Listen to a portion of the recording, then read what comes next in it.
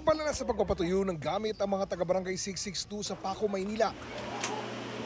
Pero matapos-tapos ang kanilang paglilinis, mula nang bahain sila linggo ng gabi. 2 araw na po kami hindi nakakapasok. Yan po, linis na naman po. Kakatapos ng maglilimas po ulit.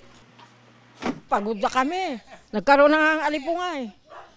Amakin mo, masakit na ba yung... Ang sinasabing sanhi ng pagbaha sa kanilang lugar, ang bumigay na floodgate ng Paco Pumping Station na humaharang sana sa tubig na nanggagaling sa Ilog Pasig. Kaya kahit gumagana ang mga pumping station dito, tila nawawala naman daw ng saysay. Pabalik-balik din ng tubig, bubomba ka i-release mo sa Pasig River, babalik din naman ulit. Kaya asahan na raw ang pagbaha sa mga low-lying area sa 36 na barangay na sineserbisyoan ng Paco Pumping Station tuwing high tide. Sinabi ni DPWH Secretary Vince Dizon na paiimbestigahan niya kung ano ang nangyari.